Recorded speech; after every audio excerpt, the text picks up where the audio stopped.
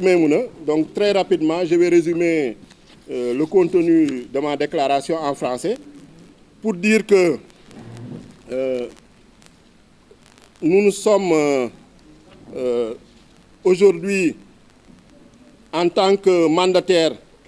du candidat Ousmane Sonko, mais également en tant que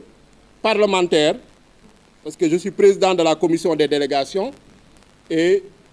je suis interpellé en tant que président de la commission des délégations parce qu'au niveau de l'Assemblée nationale, notre commission est chargée du suivi et du contrôle de l'application des lois. Je suis également membre du comité sénégalais des droits de l'homme. Je représente l'Assemblée nationale au niveau du comité sénégalais des droits de l'homme. Et au-delà de mon appartenance partisane, en tant que représentant du peuple et membre du comité sénégalais des droits de l'homme, quand des libertés fondamentales, quand des droits fondamentaux sont bafoués et violés, je suis interpellé. Et ici, il s'agit d'une liberté fondamentale, parce qu'il y a le principe constitutionnel de l'accès de tous les citoyens sans discrimination à l'exercice du pouvoir à tous les niveaux. La liberté d'électeur et d'être éligible est un droit fondamental. Mais depuis le 29 septembre 2023, nous avons assisté à des manipulations administratives du droit électoral par des fonctionnaires qui ont voulu usurper les prérogatives et responsabilités du Conseil constitutionnel, qui est le seul juge de la recevabilité et de la validité des candidatures. Donc, je ne serai pas très long pour rappeler juste quelques dates. Le vendredi 29 septembre 2023, on s'est vu, moi en tant que mandataire, et l'huissier Maître Wayne opposer un refus infondé et non motivé de la part de la Direction générale des élections, service du ministère de l'Intérieur, de nous remettre les fiches de collecte de parrainage pour le candidat Ousmane Sonko, sous le prétexte fallacieux que Ousmane Sonko n'est pas électeur, n'est pas sur les listes électorales. Alors que l'arrêté du ministre de l'Intérieur, qui fixe le modèle des fiches de collecte de parrainage, précisait que la délivrance des fiches de parrainage n'est pas la reconnaissance d'un quelconque statut du candidat à la candidature. Donc, et on refuse à Ousmane Sonko ce qu'on avait accordé en 2019 au président Khalifa Sall et Karim Wade. Donc, sur cette base, nos avocats ont introduit, les avocats du candidat Ousmane Sonko, les requêtes aux fins d'annulation de la radiation du président Ousmane Sonko des listes électorales et un référé liberté auprès de la Cour suprême. Le jeudi 12 octobre 2023, le président du tribunal d'instance de Ziguinchor, l'honorable juge Saba Sifei, a fait droit à la requête d'Ousmane Sonko en annulant la radiation des listes électorales et en ordonnant sa réintégration sur les listes électorales, malgré toutes les tentatives d'intimidation, toutes, en tout cas les menaces faites à son encontre, notamment par le biais de l'agent judiciaire de l'État, ce qui a amené d'ailleurs l'Union des magistrats du Sénégal à faire un communiqué pour dénoncer ce non-respect de la séparation des pouvoirs. Cette décision a été notifiée à toutes les parties le 17 octobre. Le 19 et le 20 octobre, nous nous sommes présentés avec l'huissier pour signifier ces décisions, cette ordonnance, aux services centraux du ministère de l'Intérieur, en l'occurrence la Direction générale des élections, dirigée par M. Thiendella Fall, la Direction de l'automatisation des fichiers, dirigée par M. Fiacre Badiane, et également au ministre de l'Intérieur lui-même, à la Sénat, à l'agent judiciaire de l'État. Mais au niveau de la Direction générale des élections et de la DAF, on nous a opposé des barricades policières donc, qui nous ont empêchés d'accéder aux locaux, en violation de toutes les lois et règlements de ce pays et de tous nos droits. Le 20 octobre, le même directeur général des élections justifiait cette rébellion, ce non-respect des décisions de justice, par le fait qu'il n'y avait pas de décision définitive et que l'État du Sénégal avait décidé d'exercer les voies de recours qui s'offrent à lui, ce qui est une violation flagrante de l'article 47 alinéa 4 du Code électoral et de la loi organique portant création de la Cour suprême qui limite les recours qui sont suspensifs. Et les recours en matière d'inscription sur les listes électorales, notamment les pourvois en cassation, ne font pas partie de ces types de recours. Le 22 octobre, le collectif des avocats d'Ousmane Sonko a saisi la Commission électorale nationale autonome pour demander de faire injonction à la DGE de nous remettre nos fiches de parrainage. Le 31 octobre, la DGE a persisté dans son refus et sa rébellion en refusant de se soumettre à l'injonction de la Sénat. Donc la Sénat avait invité la DGE à prendre en relation avec tout service concerné du ministère chargé des élections les mesures nécessaires pour faire tenir à la disposition du mandataire de M. Ousmane Sonko, et ce, dans les meilleurs délais, la fiche de parrainage, la clé USB ainsi que tout autre outil de collecte prévu par la loi. Donc la DGE a persisté dans son refus, ainsi que les services du ministère de l'Intérieur. Donc le 2 novembre, le collectif des avocats a saisi encore la Commission électorale nationale autonome pour lui demander d'enjoindre à la DAF de réintégrer immédiatement et sans délai Ousmane Sonko sur les listes électorales, de dessaisir la DGE et de se substituer à elle en délivrant directement les fiches de parrainage à Ousmane Sonko, et d'informer à toute fin utile le Conseil constitutionnel sur la discrimination que subit Ousmane Sonko, qui aura moins de temps de collecte de parrainage que les autres candidats du fait des obstructions illégales de la Direction générale des élections. Et à notre grande surprise, après cette demande, requête du 2 novembre, le vendredi 3 novembre, le président Macky Sall a pris un décret remplaçant tous les 12 membres de la Commission électorale nationale autonome, en violation de la loi portant création de la Sénat et du protocole additionnel de la CEDEAO sur la démocratie et la bonne gouvernance,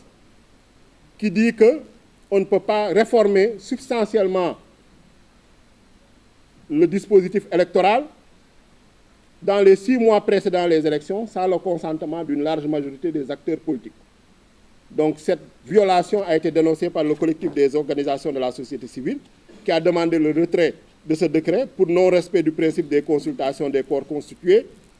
le choix de personnalité, le non-respect du principe du choix de personnalité indépendant, neutre et impartial, et le non-respect du mandat de 6 ans et renouvelable par tiers tous les 3 ans. Donc un recours en annulation est présentement déposé contre ce décret par les candidats, les organisations de la société civile et les partis politiques de l'opposition. Le 6 et le 7 novembre, nous sommes allés à la Sénat pour rencontrer le président Doudou Ndir et lui demander de prendre ses responsabilités. Parce que nous avons jugé à l'époque que l'administration est une continuité. En attendant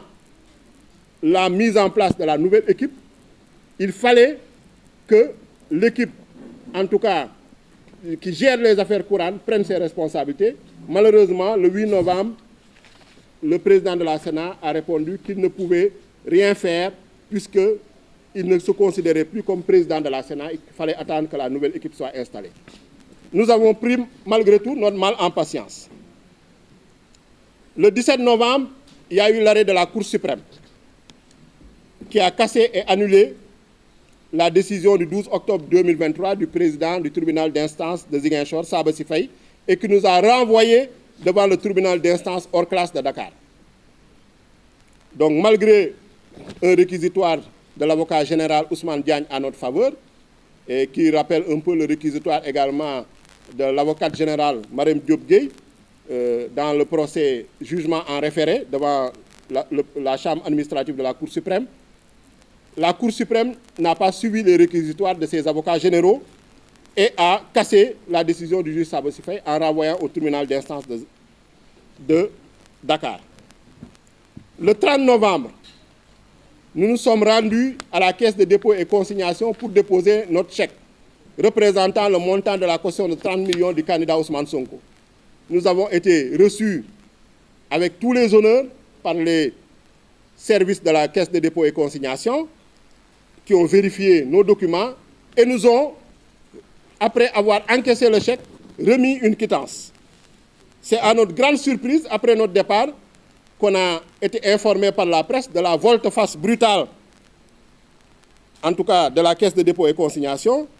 qui ont affirmé qu'ils m'ont retourné le chèque par voie d'huissier.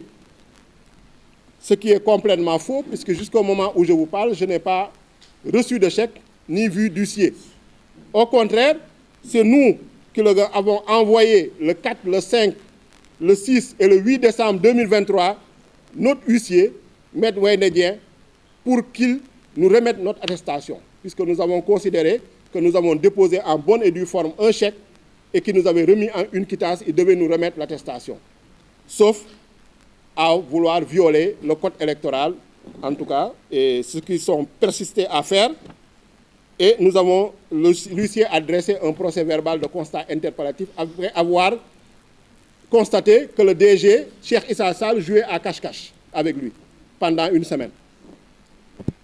Le 14 décembre 2023, nous avons obtenu une nouvelle victoire judiciaire avec l'ordonnance du président du tribunal d'instance hors classe de Dakar, Ousmane Racine Thion, qui a annulé à nouveau la radiation d'Ousmane Sonko, qui ne tenait sur rien du tout, et a ordonné sa réintégration immédiate dans la liste électorale. Il a notifié cette décision le 18 décembre 2023 à toutes les parties, et nous, le 19 et le 20 décembre, on s'est rendus dans les différentes administrations, au niveau du ministère de l'Intérieur, au niveau de la DGE, au niveau de la DAF, au niveau de la Caisse de dépôt et consignation, au niveau de la Commission électorale nationale autonome, pour leur signifier cette décision et leur demander de prendre sans délai les actes qu'il fallait, c'est-à-dire pour la DGE de remettre les fiches de parrainage, pour la DAF de réintégrer Ousmane Sonko dans les listes électorales, pour le ministère de l'Intérieur d'ordonner à ses services d'exécuter la décision de justice, pour la Commission électorale nationale autonome qui avait déjà servi une injonction à la DGE et à qui on avait transmis une requête pour se substituer, de prendre également ses responsabilités. Donc, mais nous avons constaté au niveau des services du ministère de l'Intérieur et de la Caisse de dépôt et des consignations qu'ils persistaient dans le banditisme administratif, les voies de fait, la forfaiture, ce qui sont des délits qui sont réprimés et punis par le Code pénal à l'article 106. Et d'ailleurs, je vous rappelle qu'on avait même servi une citation directe à l'époque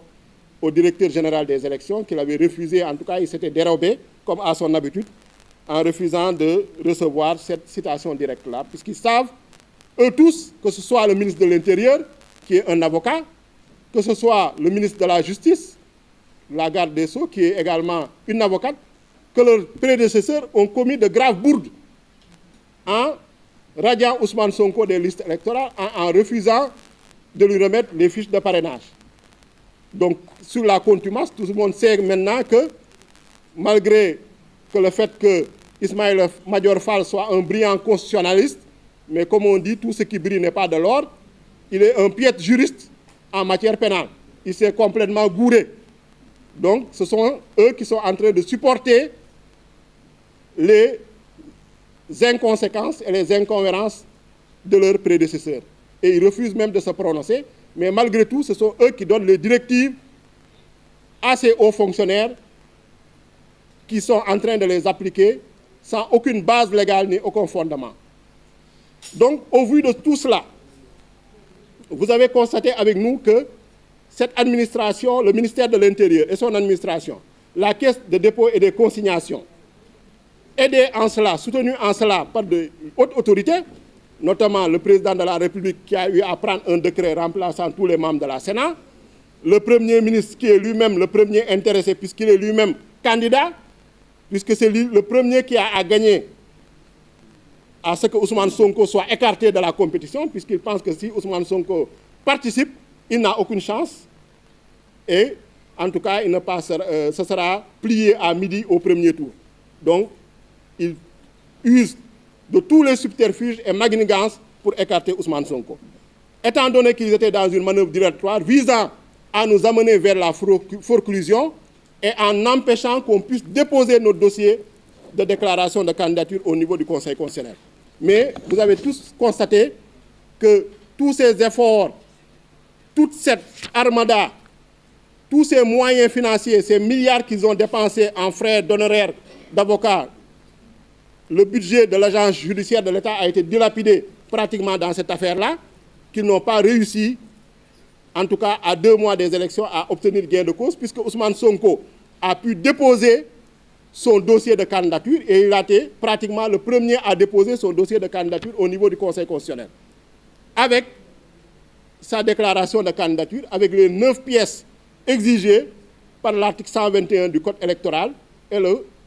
en se conformant bien sûr à l'article 28 et 29 de la Constitution. Ce qui veut dire qu'ils ont encore lamentablement échoué dans leurs manœuvres et leurs tentatives dilatoires. Et qu'il reste au Conseil constitutionnel, en tant que seul juge de la recevabilité et de la validité des candidatures, à dire le droit et seulement le droit en validant la candidature d'Ousmane Sonko, puisqu'il jouit de tous ses droits civils et politiques. Au moment où on parle, il est électeur et il est éligible, il est sénégalais, il remplit toutes les conditions pour être candidat et il est soutenu par une large majorité du peuple sénégalais. Donc il doit être candidat et le Conseil constitutionnel, en tout cas, a toutes les pièces en main, à toutes les preuves irréfutables qui ont été constatées par voie d'huissier. Et s'il se conforme à sa jurisprudence, notamment depuis 1998 dans l'affaire Insa Sangaré, le Conseil constitutionnel ne manquera pas de valider la candidature d'Ousmane Sonko. Donc ce que j'avais à dire en vous remerciant de votre aimable attention. Merci.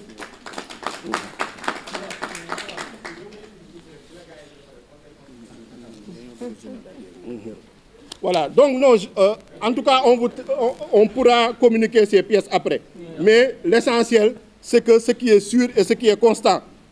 on a notre récépissé de dépôt de déclaration avec nos différentes pièces. On est convoqué également au tirage au sort, comme tous les candidats, pour, en tout cas, le contrôle des parrainages. Donc, c'est ce que j'avais à dire. Je vous remercie donc, de votre aimable attention. Merci beaucoup, Aïd. Bravo. Merci et bravo pour ce parcours honorable. Donc, que Dame Mbodj se rapproche.